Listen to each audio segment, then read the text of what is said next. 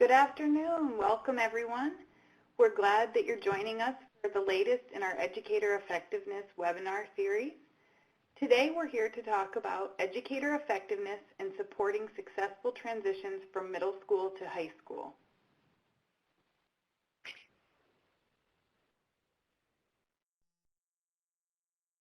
As you've heard, I'm Elizabeth Greniger. I'm today's webinar facilitator. And joining me is Dr. Penny Bishop, the Professor of Education from the University of Vermont. I'm going to tell you a little bit more about Penny in just a moment, but before I do that, I want to find out who all of you are. In just a moment, you should see a poll box come up on your screen. We'd like you to select the response that best fits the role that you serve in. I see that a lot of you are introducing yourselves in the parking lot and finding some cross connections for folks who might work in the same regions.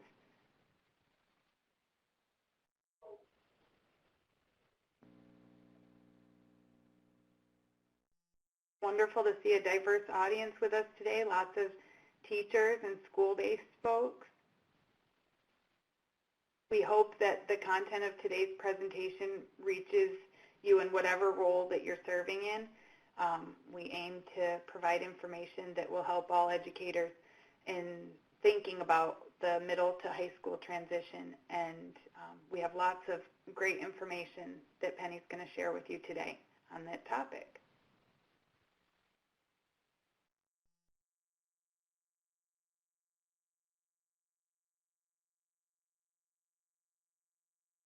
Okay, wonderful. Well, we're going to move that poll right off the screen. And at this time, I'd like to introduce our presenter for today. Dr. Penny Bishop is the Associate Dean and Professor of Middle Level Education at the University of Vermont, where she teaches future middle grade educators and conducts research on schooling for young adolescents. She also directs the Tarrant Institute for Innovative Education. Dr. Bishop has served as a principal investigator on many grants benefiting middle grade students in Vermont. A former English and Social Studies teacher in middle school, she has served as the chair of the Association for Middle Level Education's Research Advisory Board and the chair of the American Educational Research Association's Group on Middle Level Education Research. She's co-author of 5 books on effective practices in the middle grades, and previously Dr. Bishop has served as the New Zealand Ministry of Education as an advisor on effective school policies in middle years. As you can tell, she comes to us with a lot of experience on this topic, and we're really excited for her to share it all with you today.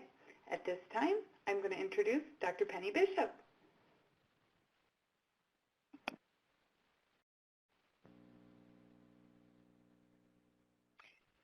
Thank you, Elizabeth, for the welcome and for the invitation to join you all today. Greetings from an afternoon in Vermont, where we're just a little past foliage here. It's been fun to see everyone introduce themselves in the parking lot and to see where everyone's from. So thank you and welcome.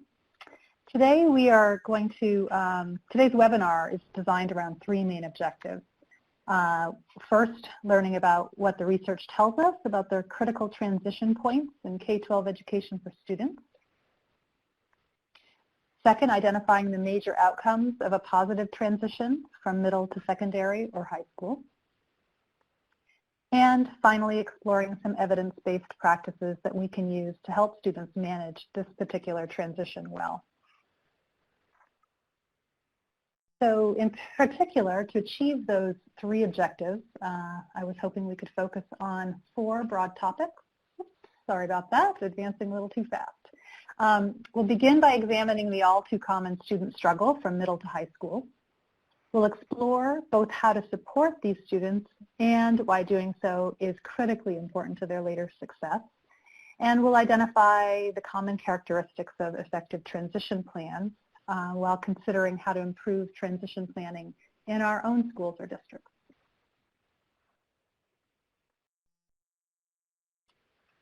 So I think most of us are aware that transitions occur at many levels along the schooling continuum, and these transitions typically relate to the various building configurations within a school district in many communities, those transitions and the building configurations themselves are often determined more by student population and by school funding than they are informed by research or by a particular educational philosophy.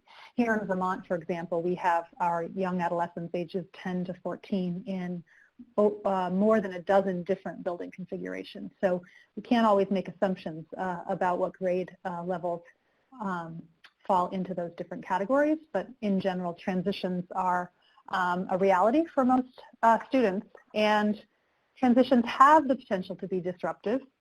They have potentially negative effects at many levels, but one thing we know from research is that transitions are especially challenging from the 8th to 9th grade, and that's really the focus of our work today together, is to explore those in particular. So let's take a moment to look at that research base. What does the research tell us about how the middle to high school transition affects students, and why does that matter? First of all, the research is quite clear that in the transition period leading up to 9th grade, behavior problems typically increase significantly. And in particular, we see suspensions and expulsions from school become more predominant. And at the same time, academic achievement tends to decline overall between middle and high school.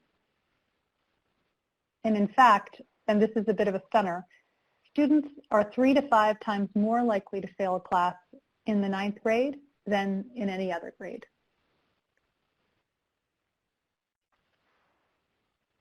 So we've established that the shift from 8th to 9th grade is a vulnerable time, but why does it matter other than the obvious reasons? Well, one big reason it matters is because it is, in fact, that the single most predictive indicator of high school dropout is the student's academic standing during 9th grade. Students are 3 times more likely to complete high school.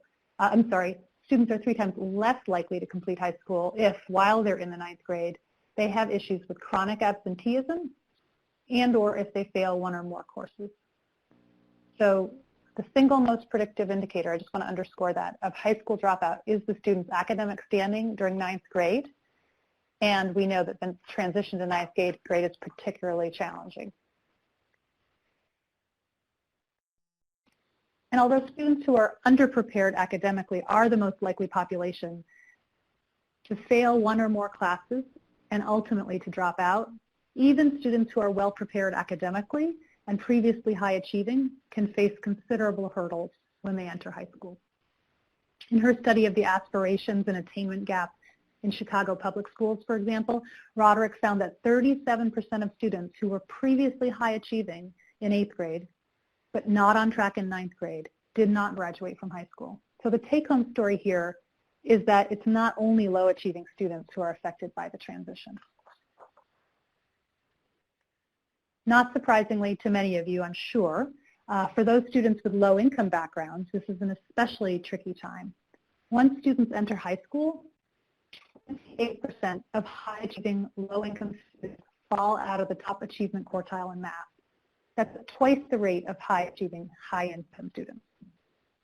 Similarly, twice as many high achieving low income students fail to graduate on time as compared to their high achieving high income counterparts.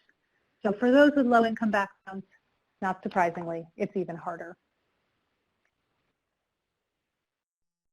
To summarize then, students who manage the 8th to 9th grade transition successfully are more likely to achieve in 9th grade, attend school regularly, and not drop out of school.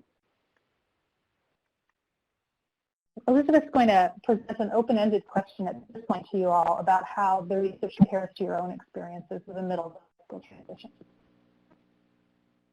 Thank you, Penny. As Penny mentioned in this early section, there's certainly research to back up why this is an important topic, and you're all here because this topic is facing you in some way in the work you do. So we want to hear about that as we get started today. The question on the screen, how does this research compare to your experiences with the middle to high school transition?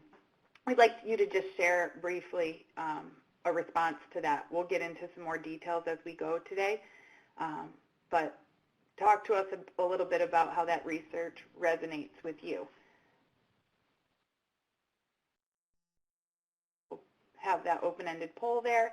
And as you get some responses formulated, I'll just take care of a few housekeeping items. I see a lot of folks found the parking lot, and that's a great place to pose any questions you might have as we go through the presentation today. We'll be sure to address as many of those as we can. We did receive quite a few questions from your registrations, and we have looked at those, and we'll make sure we get to as many of those as possible. We hope that you don't have technical issues, but if you do, down in the bottom, there's a little pod where you can type in, and one of our staff will assist you with that. If you haven't already looked at the resources, there is a copy of the presentation there for you to download, and there's another graphic that we're going to be talking about a little bit later on that's there for you to look at. And I think that that's it for my housekeeping. Let's turn back to the question. Looks like we have a lot of responses coming in.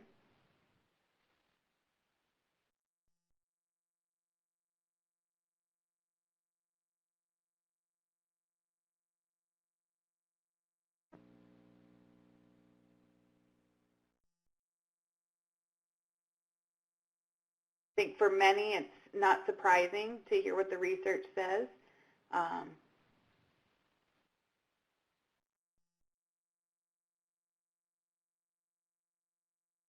Certainly seems to be in line with the experiences many of you are having.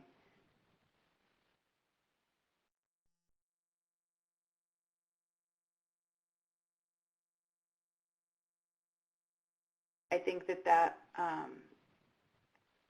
point you made, Penny, about the students of low-income backgrounds and relating the transitions challenges that those students face might have been a little surprising to some of the folks here. Yeah, I'm seeing that. I'm also seeing there's an interest in hearing more about intervention strategies. We'll definitely be talking about that today. And I also see someone hoping that this will be archived. I just wanted to let folks know it will indeed be archived, so you can come back to it. Sure will. Yep, you'll receive an email after today's event that gives you access to the entire set of materials, including today's webinar. Mm-hmm. I know we got quite a few questions from folks about online public schooling, and I see many of you are in those positions where you're working with students online, so we'll address that hopefully a little bit later on. We don't address it directly, but it's certainly a topic that's of interest to all of you, and I think Penny has a few things she can say about that. Certainly, and it looks like there's a great deal of interest in particular vulnerable populations. I'm seeing teachers of students who are English language learners and those with special needs, so we'll be sure to be talking specifically about particular populations as well.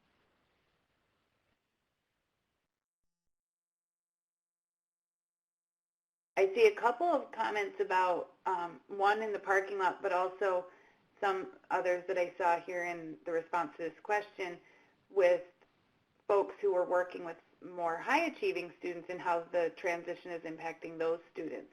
And I don't know that we'll get into the specifics on that, but it's an interesting aspect of this issue. Mm-hmm. And I see some folks referencing that they have good transition plans already, including some specific examples. I see freshman academies coming out, and some other approaches as well. So it'll be great to hear. It'll be great to hear from the participants also what's working for them.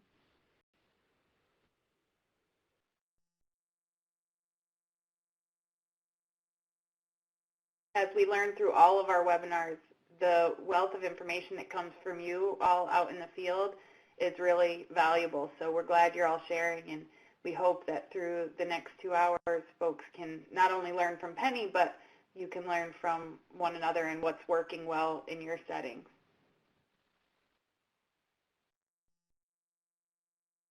We'll give about another 30 seconds or so for you to get some responses there, and then we'll be ready to move into our next section. Michael's asking a question, Penny, in the parking lot regarding the transition as it applies particularly to rural communities. We get into those kind of details, but it might be something you can touch on. Terrific. Yep. Certainly we have a number of those here in Vermont as well, Michael, so we can certainly talk about that.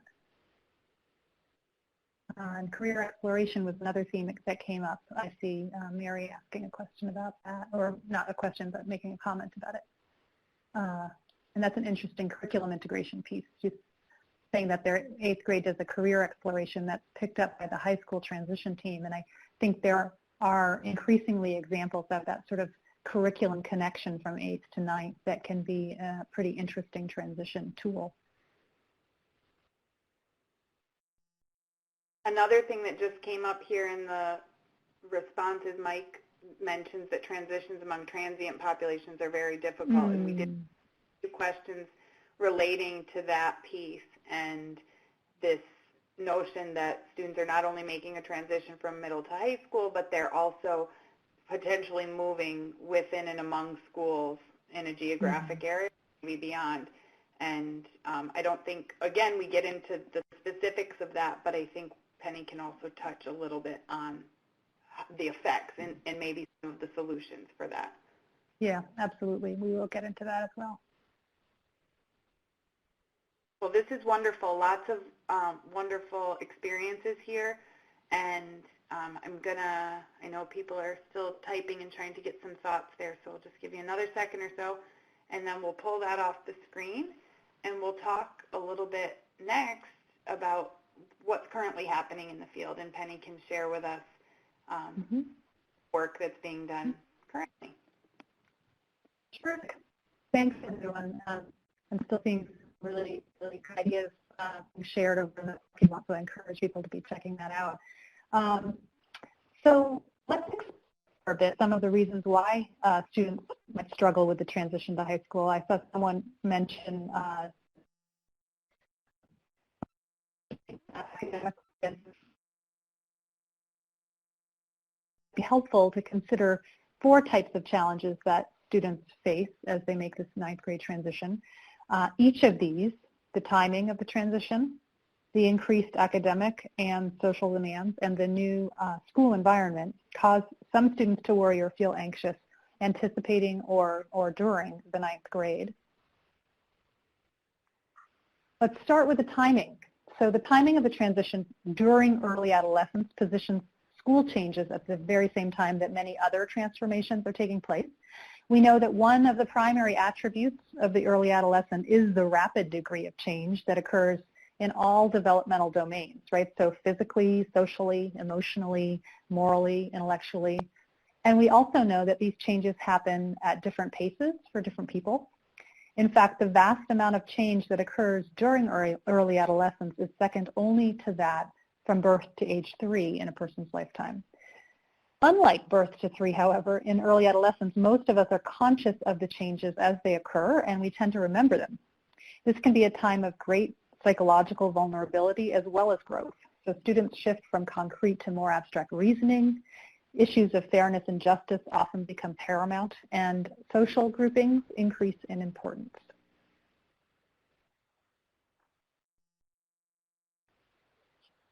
So then we combine the timing of adolescent changes with a considerable increase in academic demands often.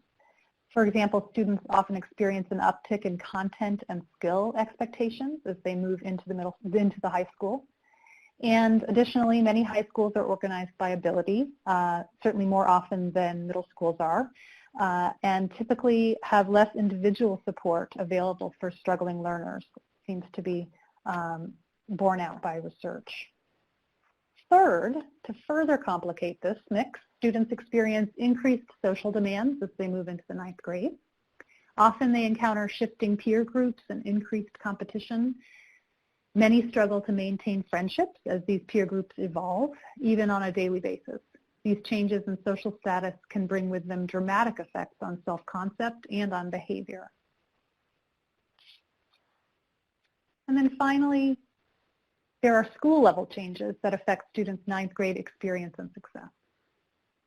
Often high schools receive students from various feeder middle schools, and we saw that as a theme coming up in some of the comments and in the parking lot, creating a more anonymous environment with a larger and more diverse student population often.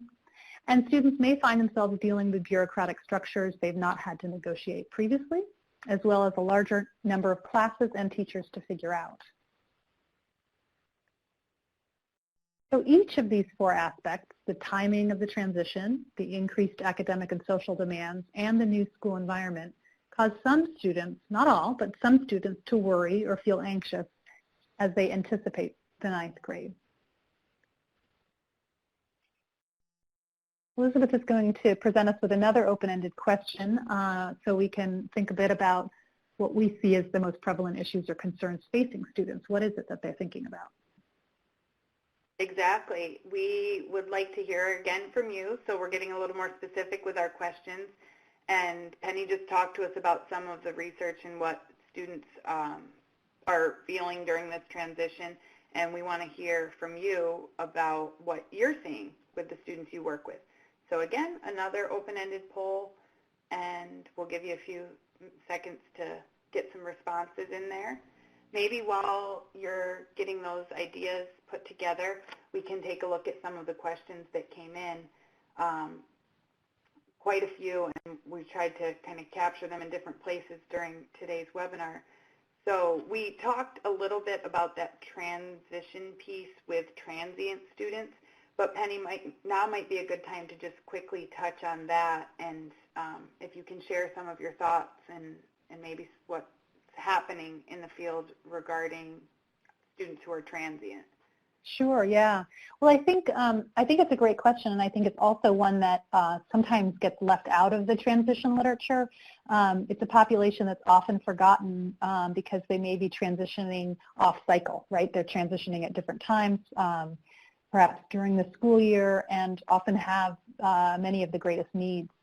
So I think one of the pieces that school districts and educators can do is to look at the transition plan that's in place for those who are on cycle, if you will, and determine which would be the most helpful aspects of that in that circumstance. For example, what is the school structure that's in place? Is there a teacher advisory system? Is there a freshman academy, or is there a freshman team? Any of those pieces that are built into school settings to make small communities of learning, to break down the larger, more bureaucratic structure, to ensure that one adult is in the building who knows the student well, at least one adult in the building. So I think that's one piece of it. And then because the data sharing can often be relatively challenging for transient students in particular, reaching out to the family becomes all the more critical, and we're going to talk quite a bit about family involvement as we progress today, so I'll hold on some of those strategies. The other piece is that affiliations with peers often pose the greatest challenge for transient students, so thinking strategically about students who might be matched up with the newer transient students. That can be a pretty powerful model we've seen work in a variety of places, but it doesn't necessarily happen organically. It needs to be set up. Wonderful. That's helpful to get a little more insight into that aspect of the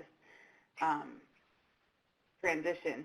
And turning us back to the responses for the question that we have on the screen, I'm seeing some themes here.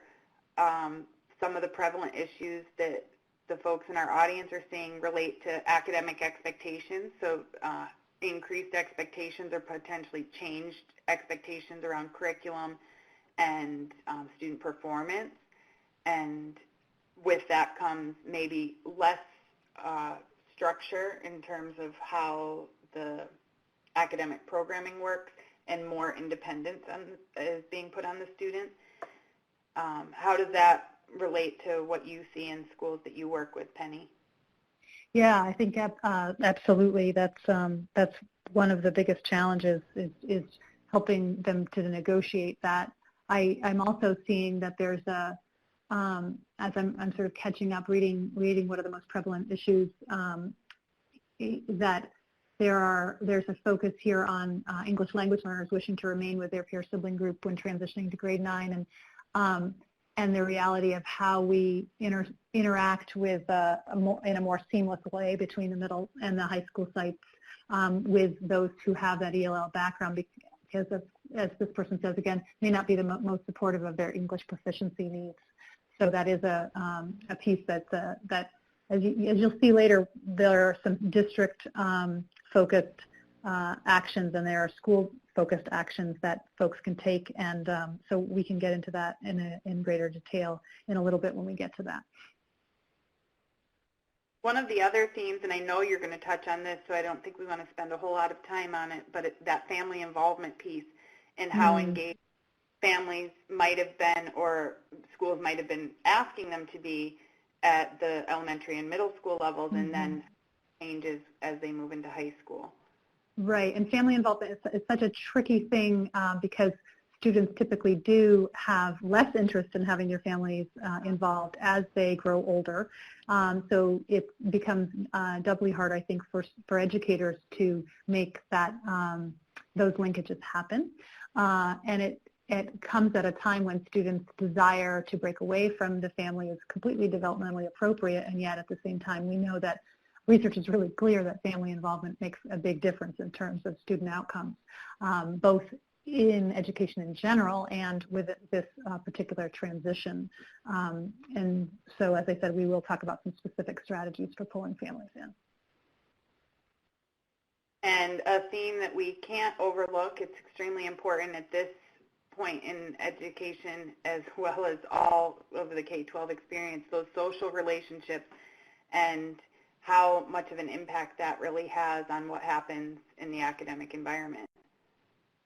Absolutely. The social piece is pretty significant, and we will actually look at some of the specific things that students identify as socially stressful in just a second.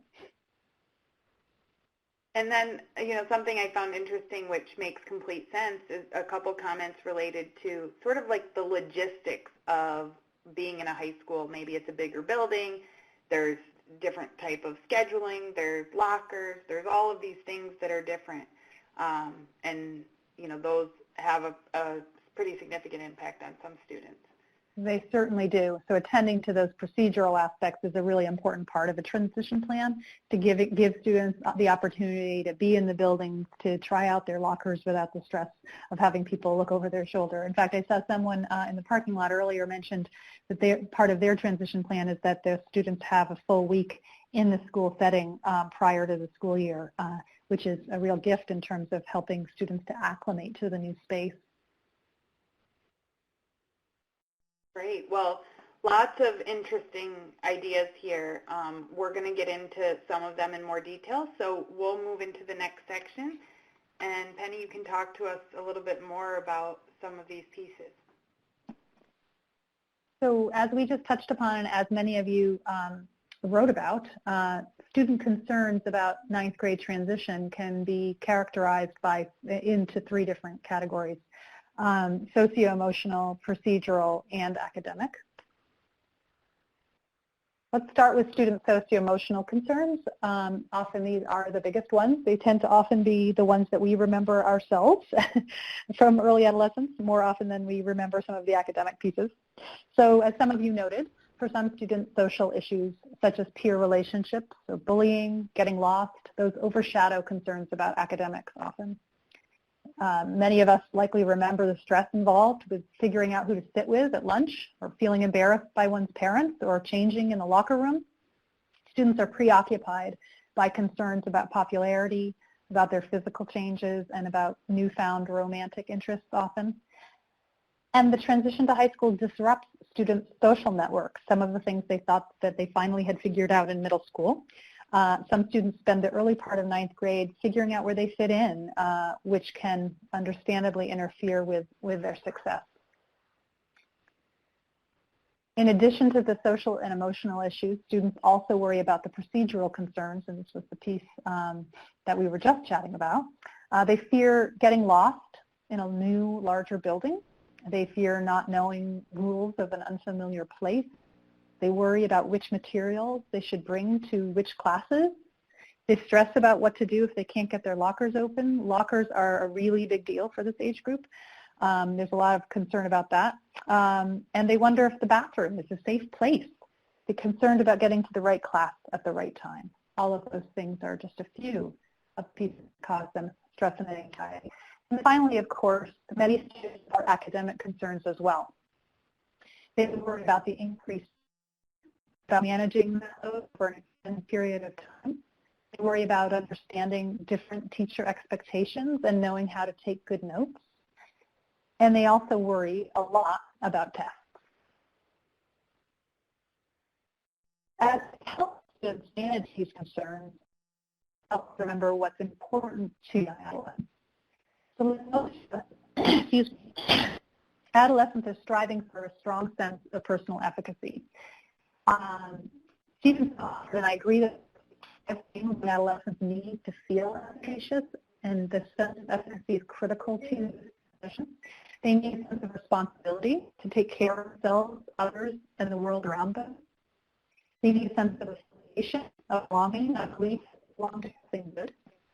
Penny, I'm going to jump just real quick because your audio is breaking up a bit for people. So I want to see if we can solve that. You know, you're talking about a lot of really great stuff and people are missing it. Okay. I'm using a... Okay. But I'll try to keep my head very still. We'll see if that helps. Okay. Folks are telling us in the technical issues box, so we'll rely on you all. Continue to help us, and hopefully you guys can hear her better now that she's aware of that. So maybe you can go back, start this slide again, so that we can all hear. Super. And please if I'm going too fast, I will. I'm seeing that Liz is asking to repeat the last couple sentences, and I certainly will. So as we help students manage these concerns, it's helpful so it's important. Students who have a strong sense of personal efficacy are, in fact, better equipped to manage this transition. So what does that mean for us as educators? It means that we need to be thinking about what makes up their sense of personal efficacy and how do we create educational structures that support that. So young adolescents, in order to feel efficacious, need a sense of responsibility to take care of themselves, others, and the world around them. They need a sense of affiliation, a belief that they belong to something good. Young adolescents need chances to develop an ethical sense of self, that they know what is right and good and that they make a difference in the world, for example. They need to believe that they're truly good at something, a sense of competence. And they need a general sense of awareness that they're knowledgeable and tapped into what is going on around them, that sense of with-itness. Young adolescents are in a critical period of identity exploration where they grapple with the quintessential questions of who they are, the type of person they want to be. They're going to allow to influence those decisions. And as they're striving for a sense of personal efficacy, we know that students with an deep identity, and even those who are actively exploring one, have higher self-esteem, are more likely to engage in critical and abstract thinking, they're more advanced morally in their reasoning, and they report greater similarity between their ideal and real self than do other students. So as we attend to this challenging transition between 8th and 9th grades, we need to acknowledge that helping students at this age with identity development is in fact a fundamental task for educators and other adults working with youth, and that spending time on these issues in fact helps with this transition process. I'm not seeing any complaints about the audio, so I'm hopeful that it's better than it was. Be sure to let me know if not, please. For the most part, it's better. It went in and out just a little bit there at the end, but I think as long as you're staying very still, it sounds like it's working. Got it. So let's take a look at the topic in local practice. I'd like to draw your attention to the work of 3 organizations that have thought deeply about the effectiveness of 9th grade transition programs. Southern Regional Education Board, the Association for Middle Level Education, and the Breakthrough Collaborative. Let's start with the Southern Regional Education Board. That's a nonprofit and nonpartisan organization headquartered in Atlanta. They work with states to improve public education from early childhood all the way through doctoral education, and they help policymakers make informed decisions by providing data. They help educators strengthen student learning with professional development, and they help policymakers share resources. And they have a particular focus on high school graduation and related issues, one of which is transition planning. So that's why they're sort of an important player in this transition conversation. They have identified 4 components that are central to helping students transition successfully. They stress the importance of engaging students and families or guardians by the end of 8th grade in the development of an academic and career plan, along with providing them with accurate and useful information. They emphasize the role of supporting students both socially and academically, advocating that students identify middle grade students who are likely to drop out of school and to intervene with increased learning time and accelerated instruction. And they also promote the practice of schools adopting an assessment system that identifies student potential for success in high school and beyond.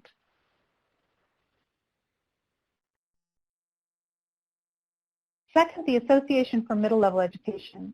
This is another organization that has focused carefully on the middle to high school transition. Known as the National Middle School Association. They rebranded themselves, that other acronym, the NMS. They advocate for schools developmentally responsive, calling for educators to essentially use the distinctive nature of young adolescence as the foundation upon which decisions about schools should be made, including organization, policies, curriculum, assessment, and the like. They advocate for schools to be challenging, ensuring that every student learns and every member of the learning community is held to high expectations. They advocate for them to be empowering, meaning that all students have the knowledge and skills to take responsibility for their lives, and of course, for them to be equitable, advocating and ensuring every student's right to learn. As the largest international organization focused on the education of students ages 10 to 14, they work with educators in schools on a variety of contemporary issues, including the transitions into and at middle school. And I know there were a number of folks interested in hearing about both, what good the students moving into middle school as well as out. We have chosen to focus this webinar today on the 8th to 9th grade transition, but the AMLE is a good resource for looking at both ends of that transition as well, and they are both important, certainly. 4 key actions of the AMLE model transition programs. The first is to create meaningful opportunities for the 8th and 9th grade building personnel to collaborate. So that data sharing opportunity, for example. This is a specific and early targeted intervention for failing students, and ensuring that students and families have access to pertinent and consistent information about the differences between middle and high school. One thing I have found is that people don't fear change so much as they fear the unknown. So providing information can be a really critical piece of the transition planning, and that is something transition plan models. And that's evidenced here in their final piece as well, emphasizing the importance of making available information on the curriculum, facilities, safety, and other things about the high school. Now, of course, it's not always an easy thing because we have communities who speak many languages, we have different levels of literacy, degrees of access, and so part of the active transition plan is taking into account the different ways in which we communicate. Are things that need to be translated? What are the literacy levels? At what level are we writing our text? And so forth. And then third, the Breakthrough Collaborative. This organization, their mission is to increase the academic opportunity for highly motivated, underserved students and to get them into college ready to succeed. They've identified 5 strategies to set students up for high school success. They've been working for almost 40 years directly with middle schoolers, so unlike the other 2 organizations, this organization provides direct service. And this, just a little bit about them, 95% of their students are people of color, 81% qualify for free and reduced lunch, which is often seen as a proxy for poverty, and then 70% of them will be first generation, first in their families to go to a 4-year college. I'm seeing some folks asking the parking lot about whether or not the slides will be available, and in fact they are available now. If you want to go to the resources to download window, you can see that you can download those slides now or later. So it has done consistent, focused, and effective work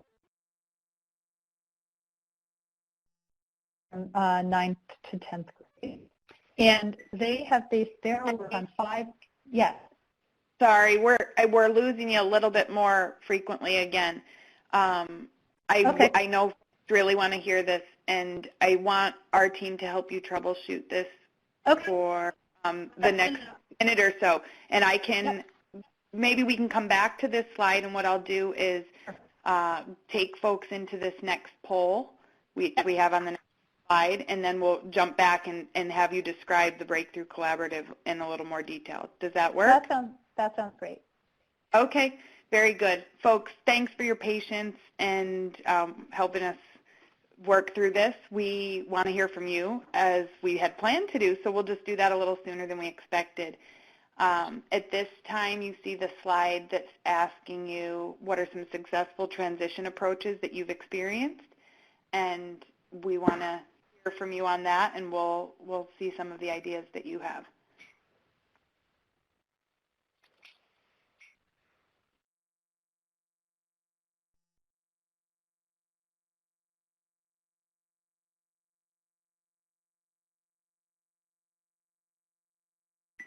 One of the things Penny and I talked about before today's webinar, and one of the questions we received, and we usually get this question regardless of the topic, you know, are there templates, are there resources that I can use that can help me through this? And one person did ask about some resources in the way of a checklist for helping to, you know what the things that they should be considering when they help students through this 9th to high school transition. And while Penny mentioned that she doesn't have anything specifically that she works with, because it is much more context-based and school-based or district-based, we hope that some of the ideas that you all share will really help folks see that there are tools and resources that might be out there that could be shared or repurposed or reused in different ways. So if you do have anything of that sort, you know, you're all sharing great examples, and that's one way. But if there are other resources, feel free to mention them.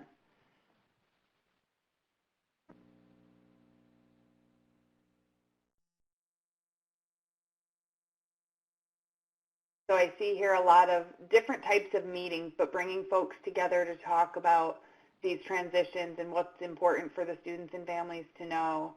I like that idea someone mentioned earlier about having that 1 week where the 9th graders come in and get the opportunity to get the lay of the land with the school. That's really awesome.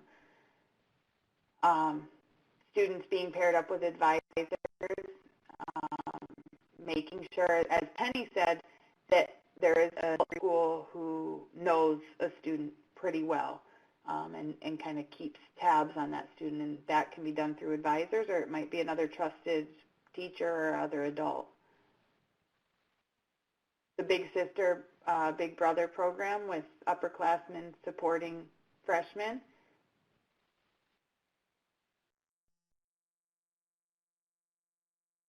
I like that a couple different ways it's coming across grade gatherings. So, you know, sharing lessons learned maybe, or sharing, you know, how it was for them when they were entering the high school.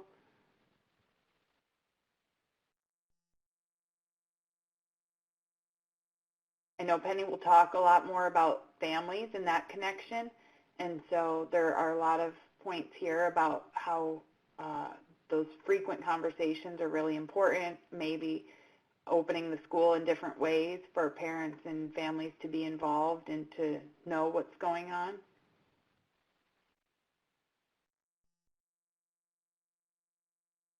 I see summer bridge programs, and I know Penny was going to talk about that a little bit, and some of the other interventions that can be used in order to support students who might be struggling academically with this transition.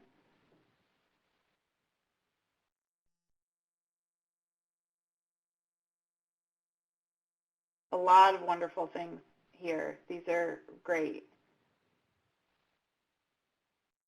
Team collaboration between middle and high school. I don't know how prevalent that is, and that's something I would like to hear from Penny, you know, how much the different schools might be in communication. That would be interesting to hear a little bit more about.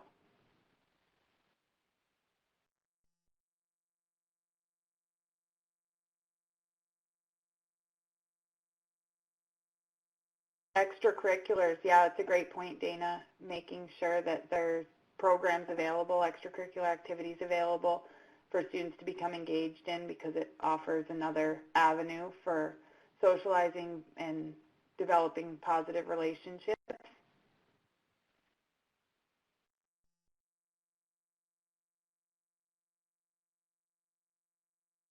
I'm going to check in and see if Penny was able to join us again.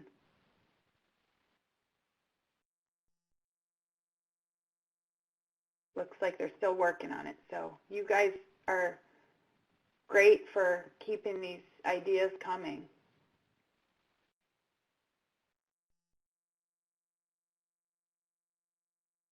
I'm interested, a lot of people are making that comment about having the older students share experiences or kind of mentoring the younger students, and I'm curious to how, I guess, forthcoming the older students are with doing that, and, you know, do they enjoy being in that role or not?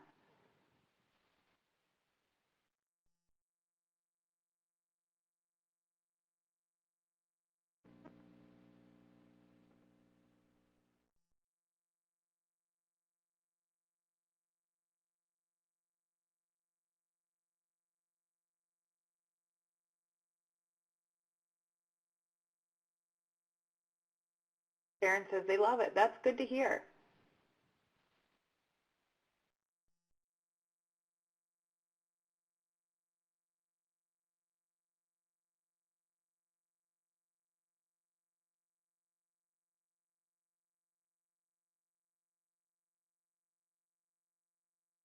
A lot of this, to me, is about relationships, and so relationship building between students, between staff and students, and finding different ways to make sure that the new students feel included in this population, this new school that they're entering.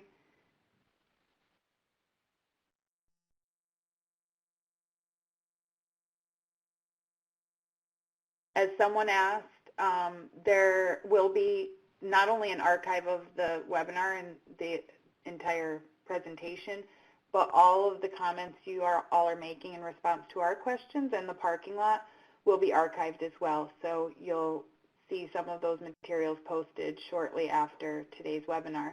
And so all these wonderful ideas that you're seeing will be available for you to glance at as well.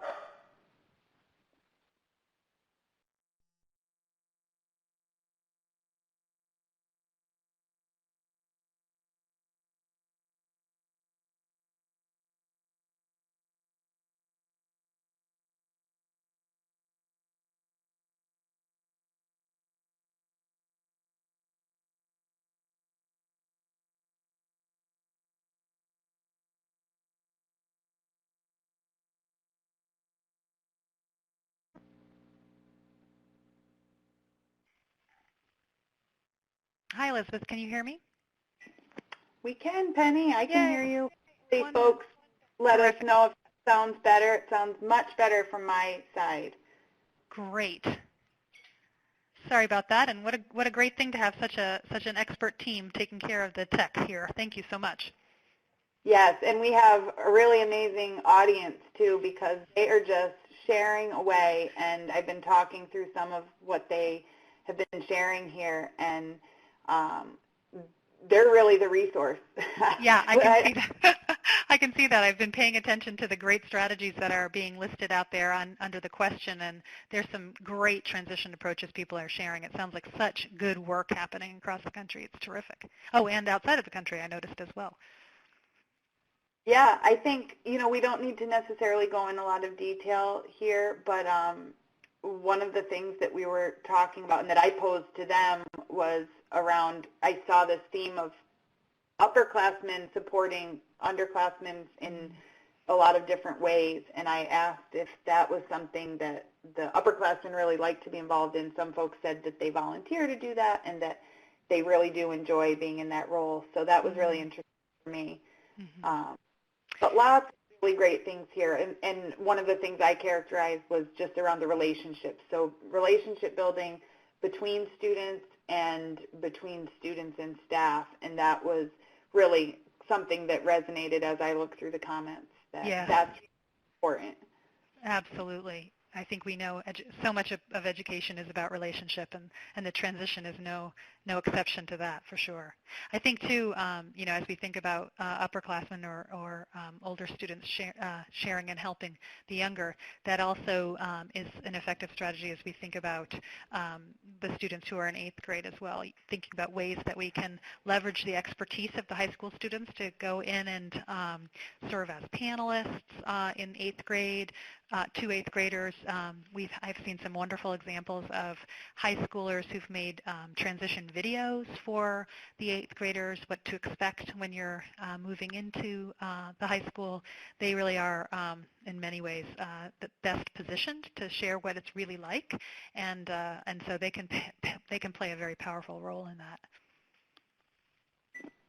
Great. Well, I know there's still lots of cool ideas coming in, but I want to take us back. And I think, given that we were a little rocky there for a while, I want to take us back to the slide where you talked about the AMLE. Okay. And it might be a little repeat for some of the information, but I'd rather do that and make sure that everyone does hear all the wonderful things you have to say about that. Sure. I'm going to try to get us back to that slide. Okay. And again, to our audience, thank you for your patience and flexibility with this. And, technology sometimes is out of our control, and so we're hanging with us. And I know that the next hour will be just as good quality material, so glad you're staying here. Yeah, thanks so much, and thanks for your patience with the technology. I just want to echo that. So one of the things that I had talked about, I was identifying 3 organizations that have done a fair amount around this transition piece and are good resources for people to look to. And I was on the second one, which was the Association for Middle Level Education, which was formerly known as the National Middle School Association. And they advocate for schools to be developmentally responsive, so calling on educators to use the nature and needs of the age group, the 10 to 15-year-old, as the foundation upon which decisions about school are made, including decisions around curriculum, instruction, and assessment, around policies, around how we organize schools. They also advocate for schools to be challenging, to be empowering, and to be equitable, meaning that every student should be able to learn and be held to high expectations, to be provided with knowledge and skills that they need to take responsibility for their own lives, and certainly to ensure that every student has a right to learn and is provided with appropriately challenging and relevant learning opportunities. So as the largest international organization focused on the early adolescent, they work with educators and schools on a variety of contemporary issues, including the transitions into and out of middle school. And one of the things I had mentioned was that we noticed that there were a number of questions about the transition into middle school that came up for folks. And while we have chosen to focus this particular webinar on the 8th to 9th grade transition because of much of the research illustrating how important it is, certainly those other transitions are important as well, and there are some very good resources out there about how to help students transition into middle schools effectively, and the AMLE is one very good place to start if people are interested in that. So as we look at the AMLE, they've identified 4 key actions of model transition programs. The first is around collaboration between 8th and 9th grade educators. So it's really about that opportunity to collaborate and share data across teachers and guidance counselors especially, to provide targeted early intervention.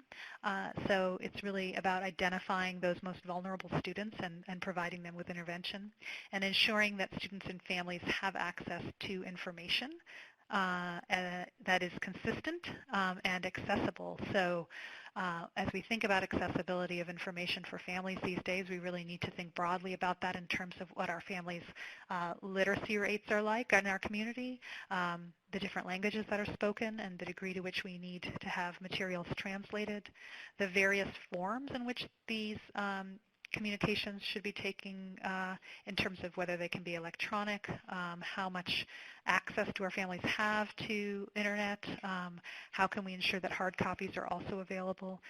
It's really looking at communication from a variety of perspectives. And then finally, AMLE emphasizes the importance of making information available about high school in relation to the curriculum, the facilities, the discipline expectations, and things like that. And then the third organization I wanted to highlight was the Breakthrough Collaborative. And unlike the other 2 that I was talking about, the Breakthrough Collaborative provides direct service to students. Their mission is to increase the academic opportunity for highly motivated, underserved students and to get them into college ready to succeed. They've identified 5 strategies that have been useful in setting students up for high school success, which are deeply focused on ensuring this transition is a successful one. So for almost 40 years, they've worked directly with middle schoolers. 95% of them are people of color. And as you can see from the stats on the slide, 81% qualify for free or reduced lunch, and 70% of them are, in fact, the first in their families or will be the first in their families to go to a 4-year college. So that sort of describes the demographic that the Breakthrough Collaborative works with. Some of the students who are most at risk for experiencing a challenging transition. So they've identified 5 strategies that they have found to be successful for setting students up for this for high school success. They ensure that students know what a college preparatory curriculum is all about. They monitor student progress very closely and intervene when students need more support. They teach students about what high school is like, along with the skills that will help them be successful in that environment. And I saw in our earlier poll, I saw folks talking about a variety of study skills strategies, time management strategies, some of the things that they felt were really important to be taught. And I think it is true that those executive functioning skills that students, as we know, developmentally are still working on, it helps to do some explicit teaching and scaffolding of those skills for students, and they do a fair amount of that.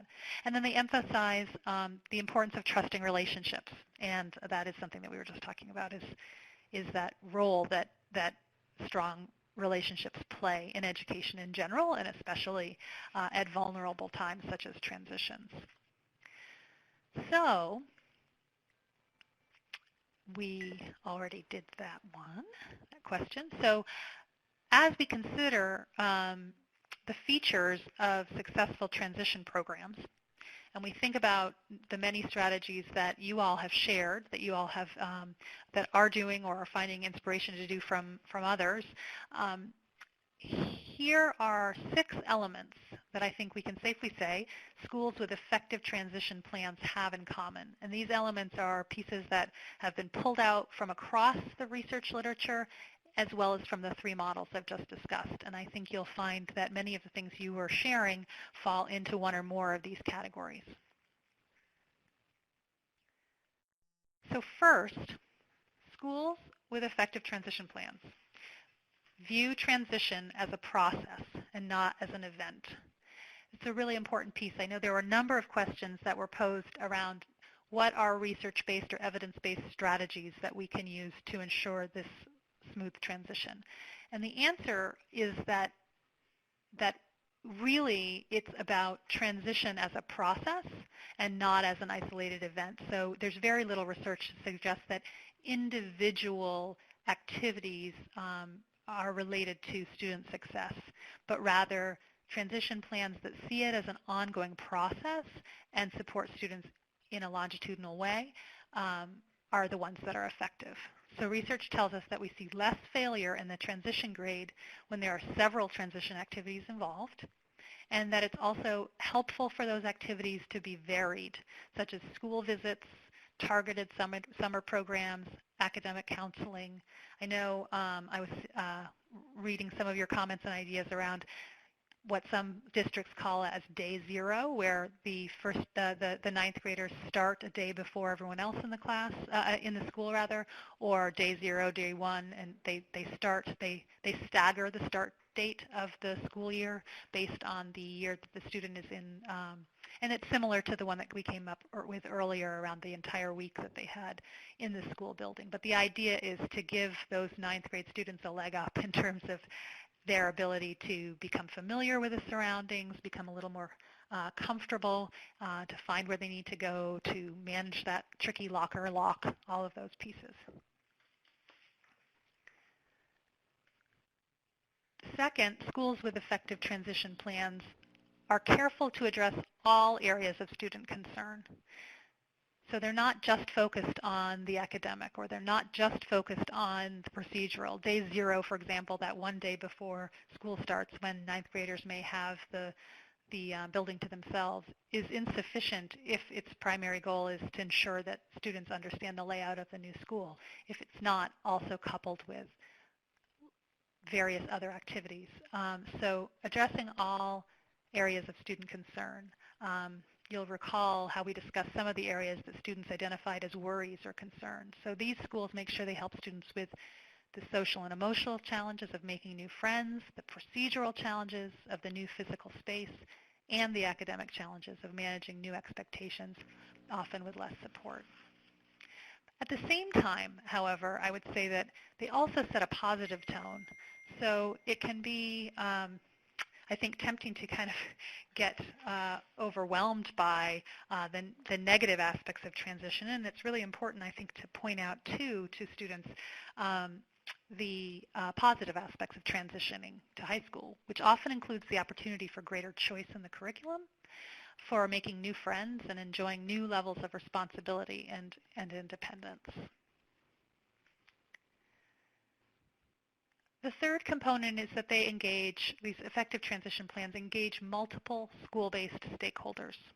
So teachers, counselors, administrators, students from both the sending and the receiving schools. One of the particularly interesting and perhaps not easily replicable strategy that I've seen actually is schools that actually have teachers loop with their students from 8th to 9th grade across buildings. It was pretty unique and interesting one. But that's, I think, an extreme case. Not many of us are in a position to be able to make that happen.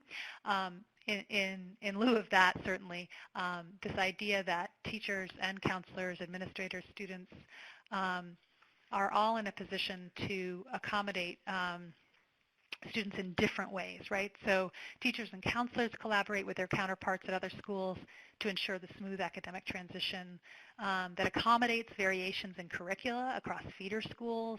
They get to know the needs and concerns of students and keep parents informed or guardians informed. They help them understand the issues related to the transition, provide good information, and invite participation in their children's education. They also provide assistance at the middle school to address transition concerns and let students know what types of support are available. Administrators and other school leaders are careful to plan and implement and evaluate the transition activities. I noticed a couple of folks asking, how do we know if it's working? And yes, that evaluation piece around the transition activity is really important. They not only encourage but make time for, and this is a critical piece, that role that administrators need to play, is making time for the collaboration between and among teachers and students and parents across buildings. They're also mindful that older siblings strongly influence attitudes and perceptions of the transitioning students and of the families. And so providing a comprehensive orientation that includes whole families can be a very important piece of the puzzle. And then students have a unique role to play in this work. I mentioned earlier that high school students can create videos or sit on panels. They can be the best ambassadors to share with newly transitioning students what to expect. They can serve as buddies or peer mentors, and I noticed that some of those examples came up earlier as things that are happening out there, and I was delighted to see that. They can create a variety of ways to talk about how to negotiate the new system. They really are best informed. And this role of students, I think, is portrayed well by this quote by Alison Cook-Sather, who's a teacher, educator, and researcher on student voice. With it, I think she reminds us that students can be our best resources and partners in the work of improving schools. She says that we must seriously question the assumption that we know more than the young people of today about how they learn or what they need in order to prepare for the days ahead. From my own research, working with 8th graders, I agree that they can play a critical role in improving the educational experience for themselves and for each other. And I think, unfortunately, we overlook students often as a means to thoughtfully inform school practices. Students reveal an important capacity to express what they need in a learning environment. And this advice that you see on the slide from 8th graders came from some of my own research on middle schooling, and I include it here because I think we as educators would do well to remember many of these pieces as students maneuver into the 9th grade. To what extent can these sort of global pieces of advice inform our transition planning?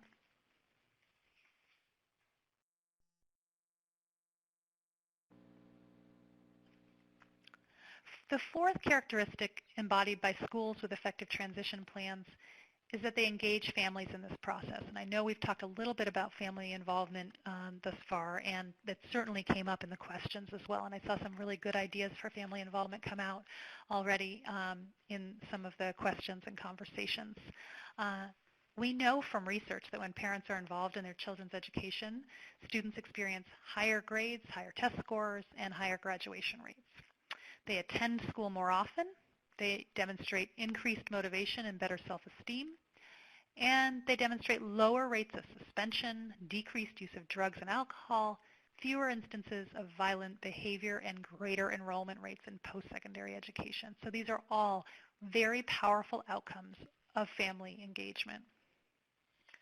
That's family engagement in education in general, right?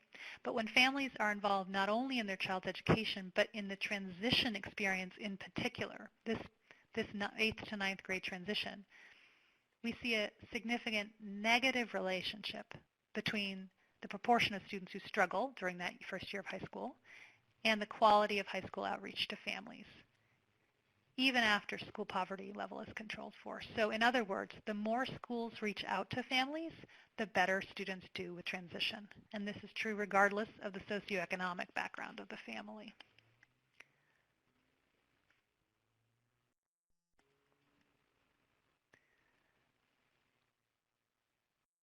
Additionally, we know that parents who monitor their children's activities and who intervene positively are more likely to have a smooth transition into high school.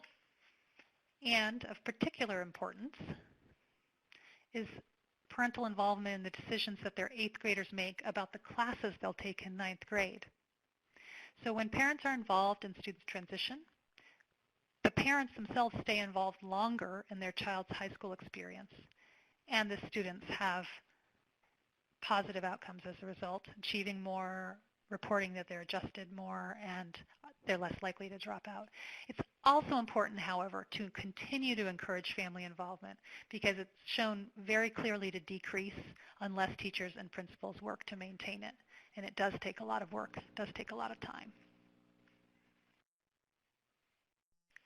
So at this point, we're interested in how you engage students and their families in your current middle to high school transition, and I'm going to turn things over to Elizabeth to talk about that. Absolutely. Yeah. I know we've been anxiously awaiting this part of the presentation because it came up early on, and we know how important family engagement is. And true to the prior hour, we know that you all have some really good ideas, so we want to hear from you. Same format, you'll see a poll screen come up, and just share with us what you're doing in regard to engaging families. While you're doing that, let me take a look at some of the other questions we have received from folks. I know one thing, Penny, you and I were talking about the curricular aspect of the transition, and this was a question we got from a few different folks talking about that articulation and whether that's important. How important is that, and what can educators do to ensure as seamless of a transition curricularly as possible? Yeah, and that is, I think, a real conundrum depending on one's circumstance, because it largely depends upon the degree of vertical curriculum coordination that's been happening in schools and districts to begin with. So how well aligned is the district curriculum already, and to what extent do teachers collaborate and communicate already?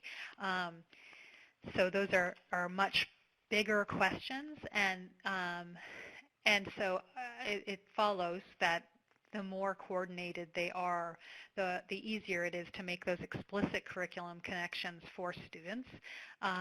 And with larger districts with multiple feeder schools, that becomes an increasingly complex task.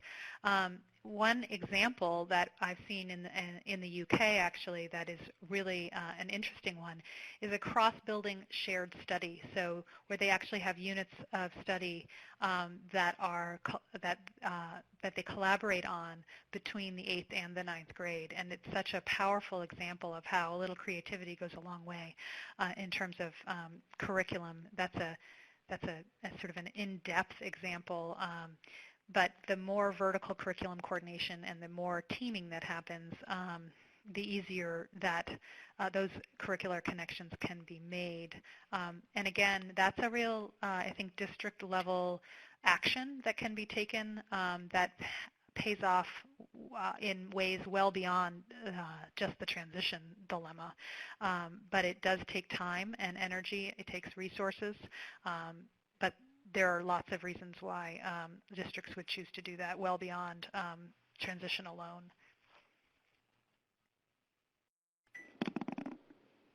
Very good. Thank you, Penny. That was helpful. Not surprisingly, we see a lot of examples being shared here in regard to some of the family engagement strategies.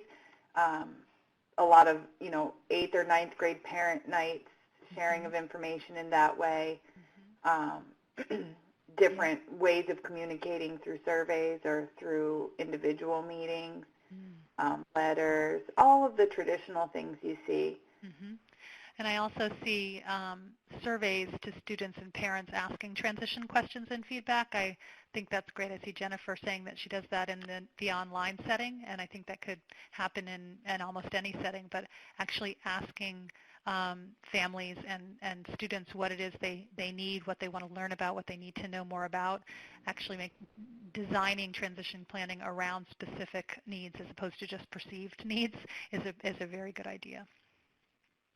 I think an interesting thing that's sort of between the lines here too is when these things occur. So you may have an open house, but having that in advance of the students making the transition to sort of ease concerns and provide information versus doing it after students have made the transition.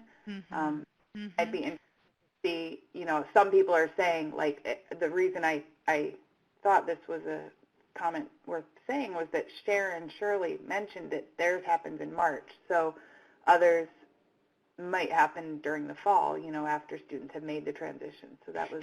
That's right. That's right. And in fact, a later slide that we will get to shows sort of a sample year-round transition plan. And I think that does illustrate that there are multiple touch points that we need to make with families and with students, and many of those happen well before the actual transition occurs, that prepping for it in the spring, and we can sort of walk through a sample year. Another comment from Dana, gets us back to the extracurricular piece and making some connections there between the middle and the high school bands. But that could happen with any extracurriculars, students who are engaged in something middle school and transitioning into that in high school. Yeah, and that's a nice example because it points out that the role that those extracurriculars can play, which can be very, very powerful for a student's sense of engagement and affiliation with the school, because so often it is through those extracurriculars that they feel connected. And so those can be powerful bridges. They also often create social supports as well, as students have shared interests and have a way to then make friends that is both natural but also set up for them. Something that comes to mind, and I think you're going to talk about this a little bit as we move forward, but we see all these wonderful ideas. I wonder who holds the ownership over really making these things happen. I mean, in a lot of places, I think it's a counselor, but can you talk to us a little bit about, in general maybe, who is responsible for making this transition work well? Yeah, it's such a good question, because oftentimes if no one owns it, then if everyone owns it, no one owns it, right? So making sure that it does belong in someone's priorities very high up is important. So what I've found is that schools often will create transition teams because it's a very complex, because it is a year-round process, and because as we get to the next couple of slides, we'll see the role of early warning systems in this whole piece. Because they tend to be very data heavy, it requires many people to carry it out well. And so schools increasingly are identifying transition teams, or that's one name. I've seen others as well, but the idea of a transition team that's made up of folks who are keeping all of those pieces in mind, using the data, ensuring that that each month there's sort of a different piece that's going out, so you're always attending to those 8th graders who are going to end up being 9th graders. It's a very collaborative job, because it's a heavy lift. Yep, and Candace over there in the parking lot is saying that is her job, to manage the transition team. So wonderful. Our is being, really focused on. That's nice to see. Absolutely.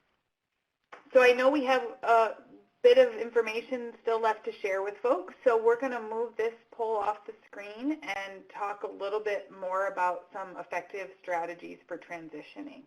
Great. So this is something that I mentioned briefly, sort of foreshadowed, that schools with effective transition plans systematically monitor student progress. Often they use what's come to be known as an early warning system. People may be familiar with that already, but it focuses on 2 primary actions. One, compiling data that identifies students' progress toward graduation, and 2, alerting staff when students are falling off track academically, behaviorally, or with poor attendance.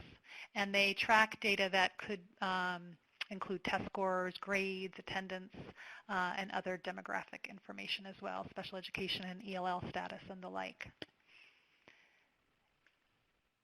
So often districts might use the ABCs of early warning. Robert Balfance and his colleagues at Johns Hopkins, they've conducted extensive research on the usefulness of early warning systems, and much of that research recommends that districts start with what they call the ABCs as their base set of indicators, which are attendance, behavior, incidence, and course performance. So let's start with attendance. We've known for a long time that there's a strong relationship between how often a student misses school and that student's likelihood of graduating in 4 years.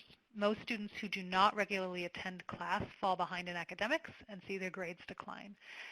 And poor attendance can also mean that a student's struggling with other issues, right, such as health or family, that may keep them from learning.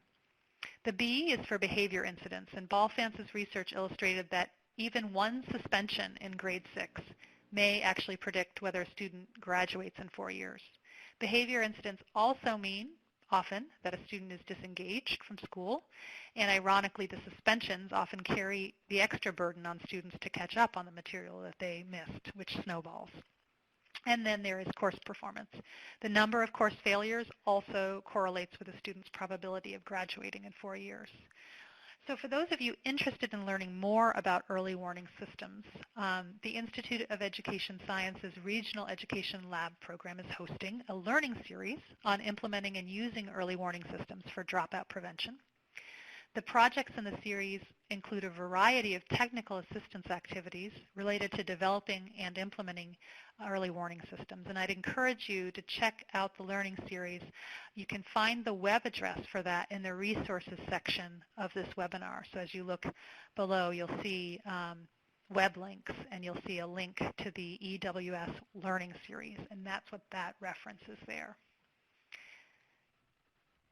And Elizabeth has brought us to that website, so you should be able to see on your screen at the moment the Early Warning Systems Learning Series and the list of webinars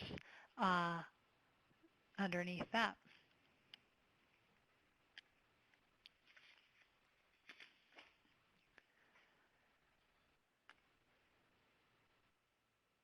So let me just advance here. Looks like some folks, I took people to the website, but sometimes if you have blockers, it doesn't take you. So okay.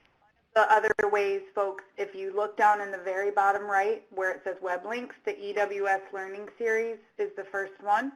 And you hover over that, but then click on the Browse To at the bottom of that box. It should take you to a new page there.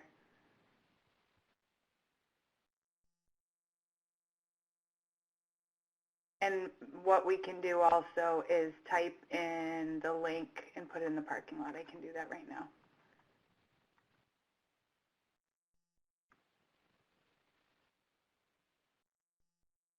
There we go. Great. Thanks, Elizabeth. So that's a resource for folks who want to learn more about the early warning systems. It's a terrific resource, and I really encourage folks to go to that since we won't have time to go too deeply into it. But there are a few things that I would like to highlight about early warning systems that you could be thinking about as they relate to your transition planning. Balfance's research on dropout predictors gives us a great start in terms of indicators to track, including data on attendance, behavior, discipline referrals, and grades. However, as the most knowledgeable about your own community, you'll want to consider what other key indicators are appropriate for your youth and your schools. Most importantly, the warning signals that you track in your schools and districts should have what we call local validity. They should be developed so that the signals should be identified by carefully analyzing data over long periods of time for prior cohorts of students. They should have high accuracy, meaning that a high percentage of students with those particular signals drop out. So it may be, in fact, that it's attendance or behavior or discipline referrals or grades, but it might be something else for your district. Similarly, the threshold might be different. So in the schools that Balfance has studied, there are different thresholds for, say, the Philadelphia schools and other schools in terms of what chronic absenteeism really means. What is chronic absenteeism in your school? That may be different. The percentages may be different. They also should be high yield. In other words, these signals should capture most of the dropouts. And importantly, they should be accessible. You want a system that's based on data that's readily available and relatively inexpensive to access.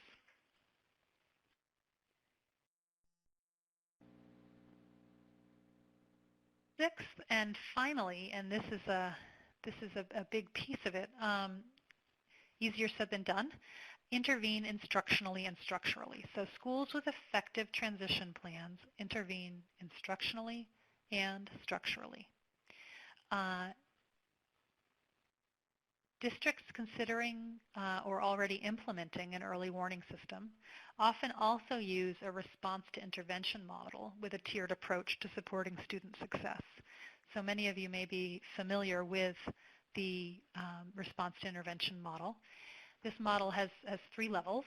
The primary level focuses on all students and involves evidence-based curriculum and instructional practices that align with standards and rely upon differentiated instruction. The secondary level focuses on identified at-risk students and delivers targeted and supplemental instruction to small groups. And the third level focuses on students who continue to struggle after receiving primary and secondary interventions. So it delivers intensive instruction individually or to small groups.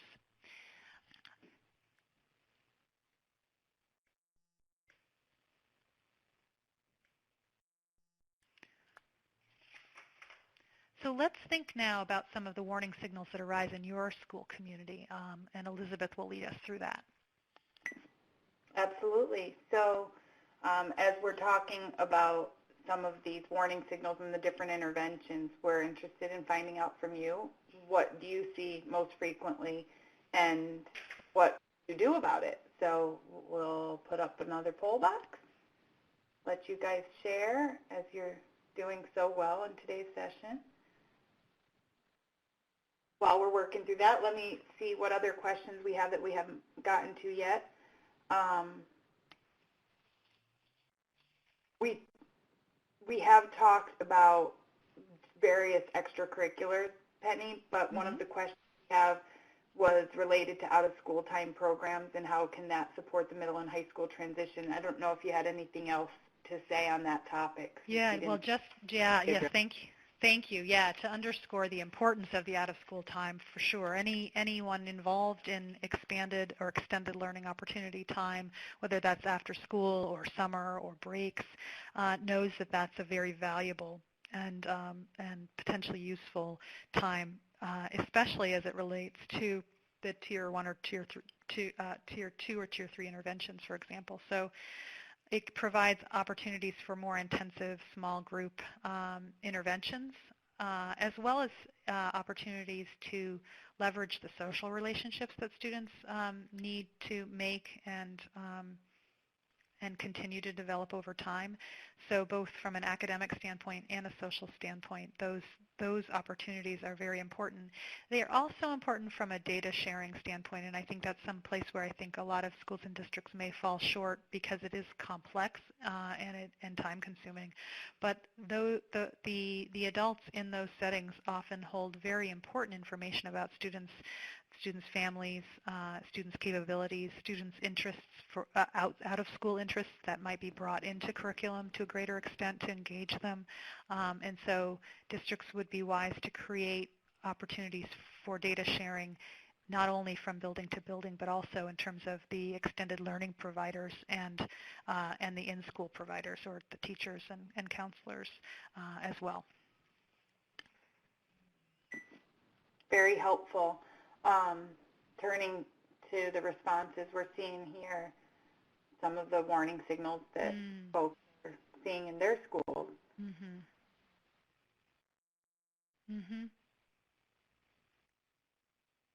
Yeah, I'm seeing people emphasizing the absenteeism in particular, and I would mention that I think, as we think about family involvement, one of the biggest pieces that we can do for families is simply educate them about the role of attendance and what a big difference it makes.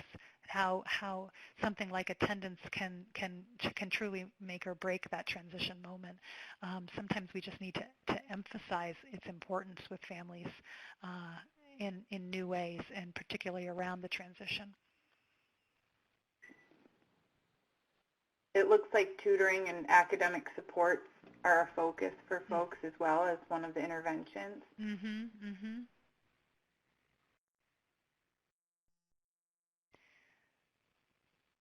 Something that comes up here is placement, and I know we received some questions about that and how to best do that, and I don't know if there is a best, but if you can talk a little bit about placement and how that might occur. Sure. Yeah. So one of the questions that we received pertained to having a large number of feeder schools, and that can be overwhelming. I think that typically decisions are best made by the people who are closest to the decision. And unfortunately, in large school districts we sometimes end up with people very far from the decision making some of those calls. So I generally encourage people, such as the teachers and the counselors who know the students best, to be the most involved with placement decisions, although sometimes those end up happening at a very different level. It comes back to that idea of relationship, doesn't it? That education is, in fact, so much about relationship, and that the students are well known, ideally, by at least one adult in the building, all students. If that is our aim, then those are the folks who should be involved in helping with those placement decisions.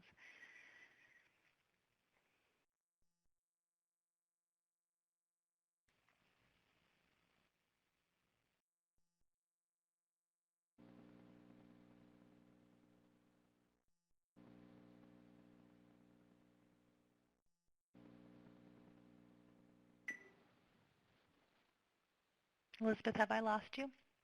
Nope, I'm here. Sorry, Right. I was just No to look problem. at all. I'm doing the same thing. I'm just reading. Yeah, there's good stuff here, and There I really is. really folks are sharing with us. Mm-hmm.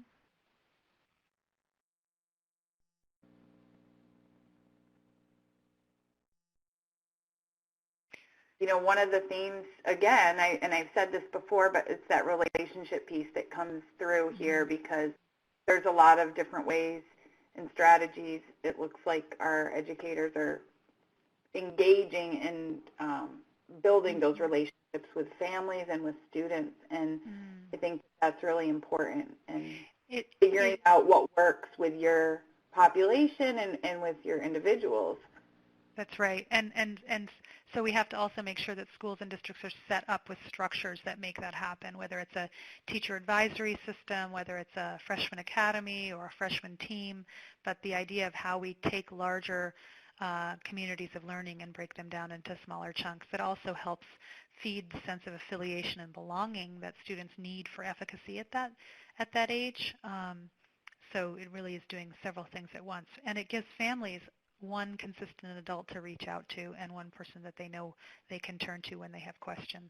So those sort of structural elements are just as important, I think, as the instructional interventions that happen. Absolutely. And I see Leslie sharing some good information about strategies for working with attendance and time.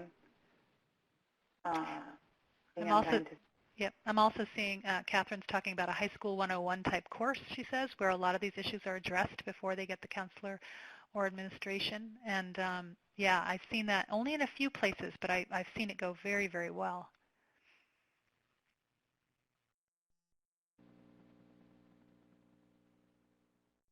And then I'm seeing also student self-assessment for self-advocacy. Great. Thank you, Jennifer. The idea of students also identifying, where they can advocate for themselves, and for us to be teaching self-advocacy skills, that can also be a very important piece. And Jennifer specifically speaks to the special education population she works with, and we had quite a few questions about how to support the transition for different populations, whether it be gifted, English learners, students with disabilities. And I know you briefly touched on that, but I don't know if you have anything else to say about we can specifically address those populations. Yeah, well, I think I would underscore, especially for those students who have IEPs, that that's a real opportunity because they do have learning teams already in place around them, that's a real opportunity to build into the IEP specific transition goals and strategies, so we can ensure that there are some supports in place for students who may need them more. So in some ways, students who already have an IEP have a leg up in this regard. We're also seeing more and more states working with adopting personalized learning. Here in Vermont, for example, we have personalized learning plans for all students grades 7 through 12. And so building in thoughtful activities around that transition can be also a useful way to integrate them. Great. Well, I'm going to move this one off the screen and get us into the final section where we talk about action steps. We really value doing this work in the settings where you all work, so we want to make sure that you have some real great takeaways, and Penny's going to share with you some suggestions for what you can do in your settings.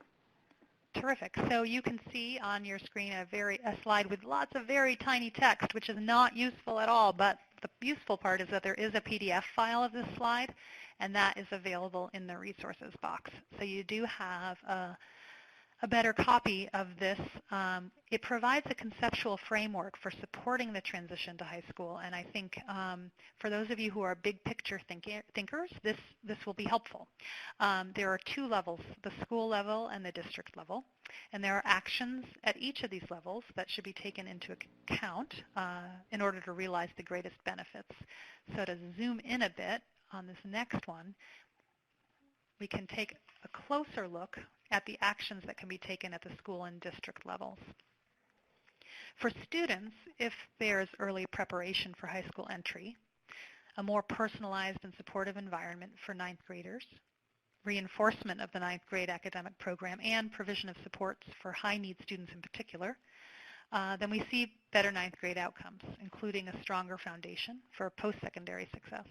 And at the district level, timely data about incoming ninth graders, monitoring and holding high schools accountable for ninth grade results, and supporting students entering high school with academic gaps also leads to better ninth grade outcomes.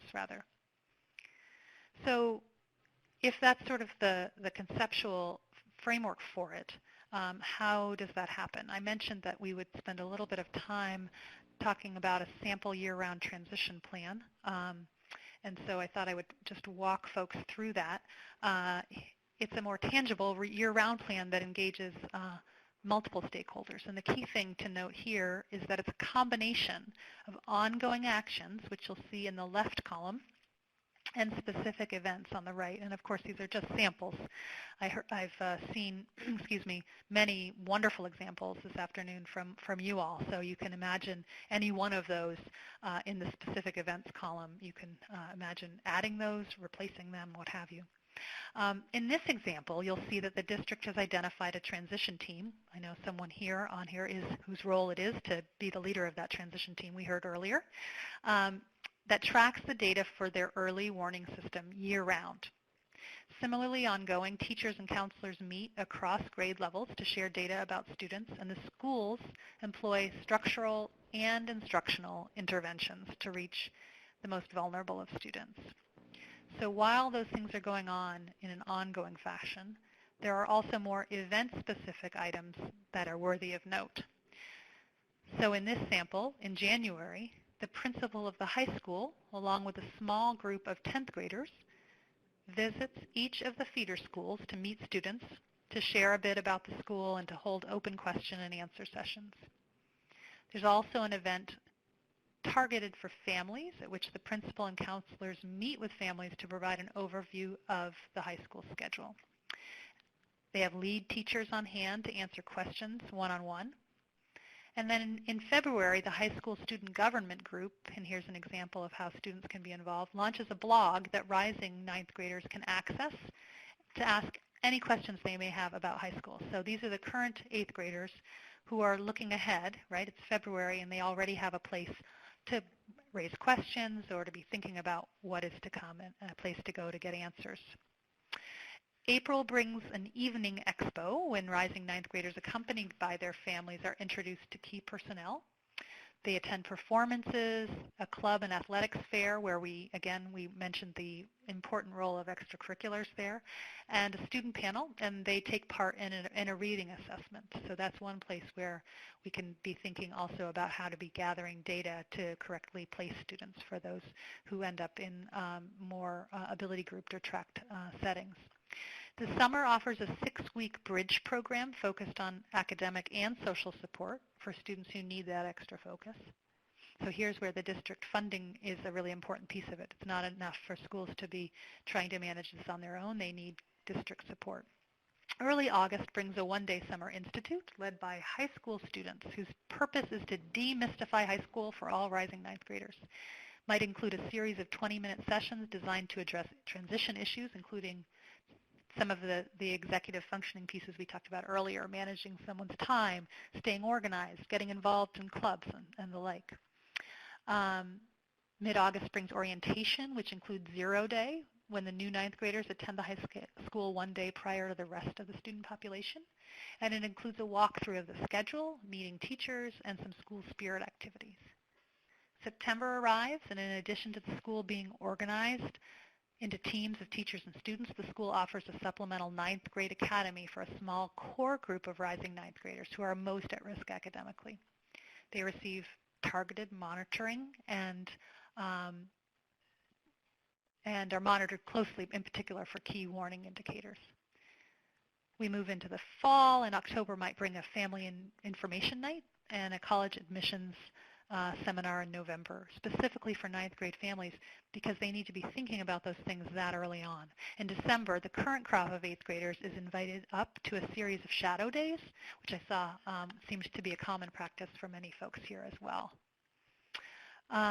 And the cycle continues. And while this is just an example, you can see that the work required to foster smooth ninth grade transitions is considerable. So it's clear that planning for smooth movement between schools and grade levels, teams, summer, after-school programs is a critical component to foster student success.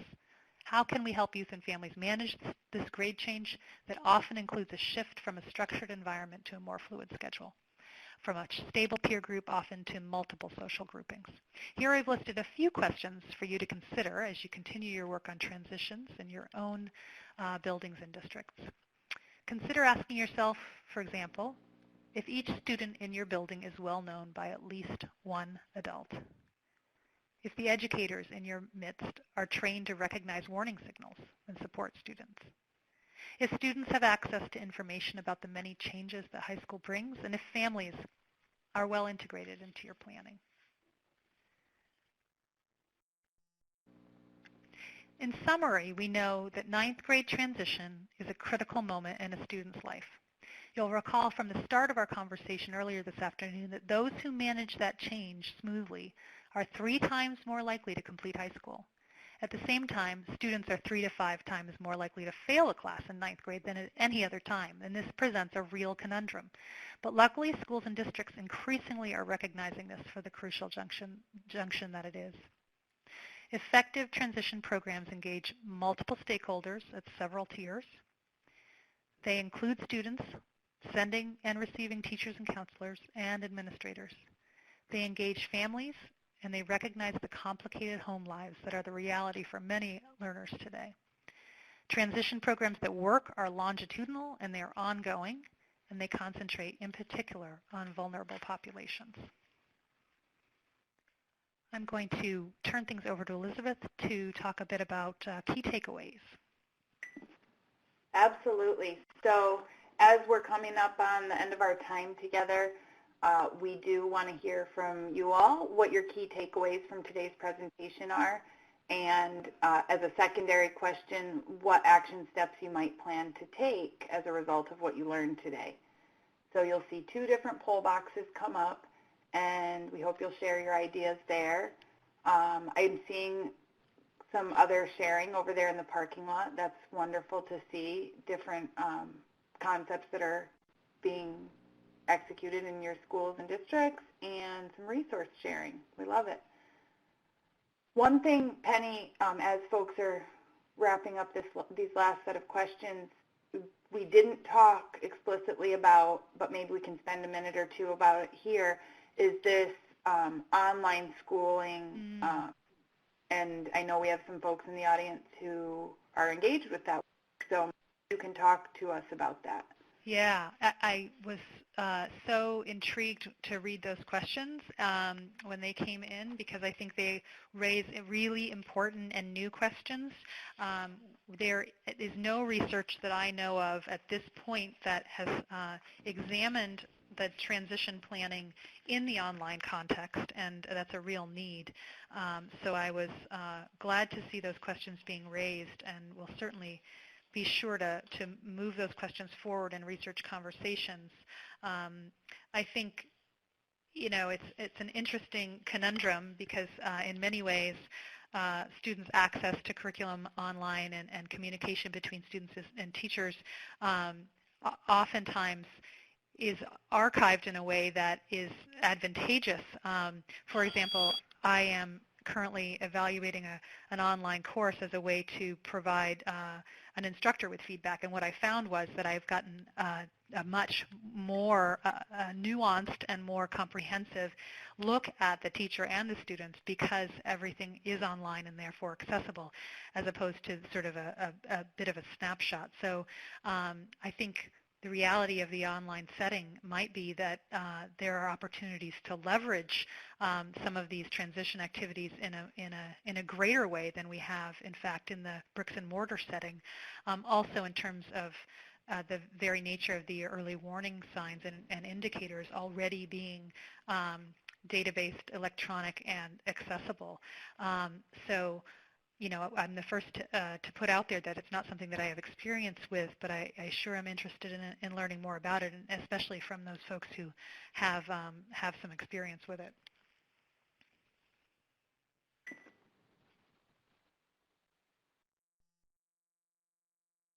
Thank you so much, Penny. I know that is a topic in and of itself. Mm-hmm. So, I know we're just really kind of the tip of the iceberg there, but I think helpful for folks to hear a little bit about that. And, mm-hmm. and as you said, the real resource is the folks who are doing it. Mm-hmm.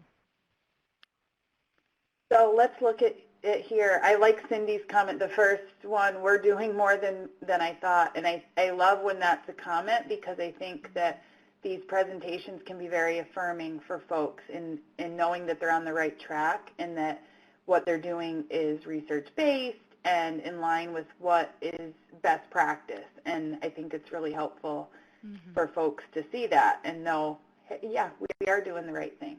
Yeah, educators work so hard. It's so nice when there's validation out there. It's just terrific. And just seeing all the great examples of things that are happening out there is very, very encouraging. I'm also delighted to see people in terms of next steps talking about discussing the PowerPoint and information with guidance counselors in their districts. So it's good that we can be a resource beyond just today. Folks, and some of the takeaways relate to family engagement, and I will point out that, gosh, I can't even remember, I think it was last year, we had one of our topics was strictly on family engagement. So if you go back into the archives for our REL webinars, you'll find that presentation, and there's a lot of resources that can probably assist in that in general and might help kind of cross these two topics. They are so intertwined, it's true. And I can't remember if that webinar had Joyce Epstein as the speaker or not, but regardless, her work is particularly helpful for family engagement and involvement. So that's just someone to check out, Joyce Epstein. Well, and that was who it was. So. Oh, well, you had the right person. That's great. Yeah, so looking here, just again, some of the action steps, I like this piece because I like seeing what people are going to do and feeling that kind of energy with having learned something and knowing that there is an action they can take to go out and make this happen and make something useful come about from the information. Absolutely.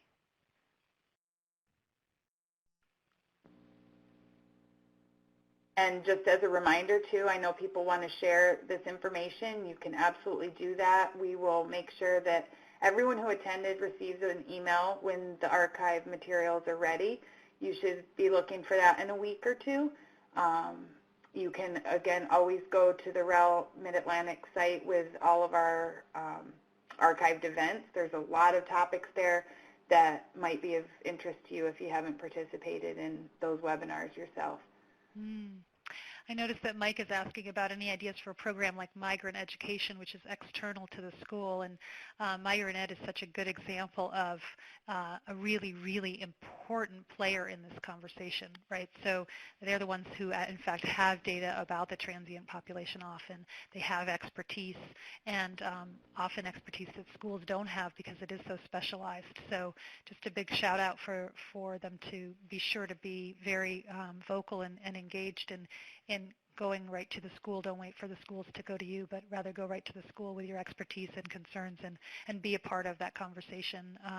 Think about specific transition teams and planning around those students in particular, and giving the schools heads up about the migrant status, because some schools, of course, have long history and experience with programs, and others don't. We have a few other questions here. Nicholas is asking in the parking lot a question about scheduling. I'll give you just a quick second, Penny, to read that. Let me look here.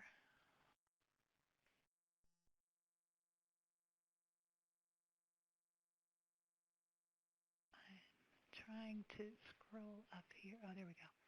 Scheduling staffing. 9th grade.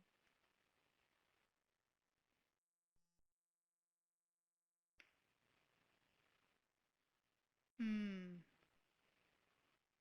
Right. That's an interesting.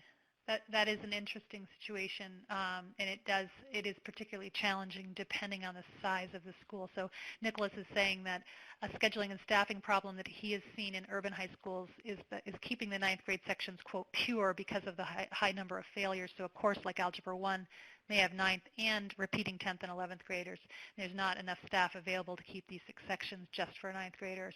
And I think, my initial response to that is to identify other structural elements within the school where they are more likely to have 9th graders on their own. So it may be that we don't have a freshman academy or a freshman team that is 100% only 9th grade, but there may be 50% of it that, in fact, can cater to 9th graders in particular. So I think, again, it's knowing the local context and knowing where the richest opportunities are for creating 9th grade experiences that are, quote, pure. That may just not be one of the more likely spots for that, and I'm sure that that's not unique to Nicholas's school. Again, I think the role of teacher advisory or things of that nature are really, really important, and often when you decouple it from a core course like that, you can access some of the opportunities for the social emotional needs as well.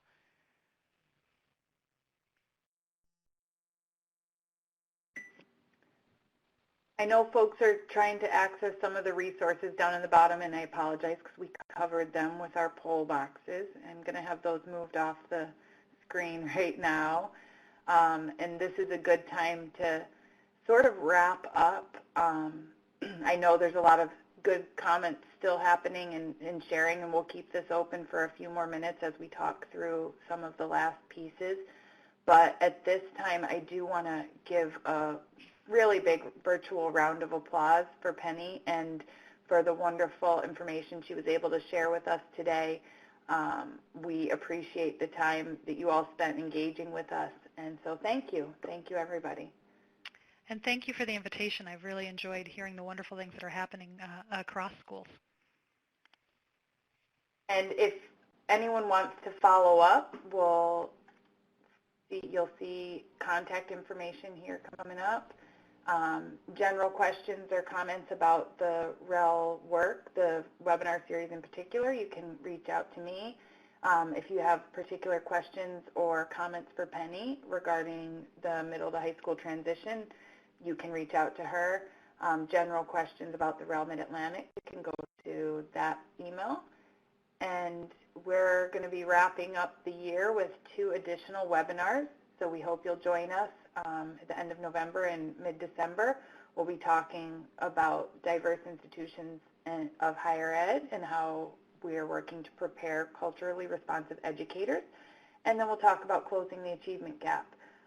Again, other topics that intersect in a lot of ways with many of the topics we've already presented. So we hope you'll join us for those upcoming events. If you want to sign up for those, you should see the link down. I think it's down in the web links, but we'll make sure you get that so you can register. And the last thing that we ask of you is to please complete the feedback survey. We really do value your opinion. We want to hear from you about what's working well with the webinar series and what we can improve. And we also do like to hear about topics you're interested in, and as we plan future events, knowing what is of the most interest to you. So we're glad you were all able to join us today. Again, thank you, Penny, and we hope you all have a great evening.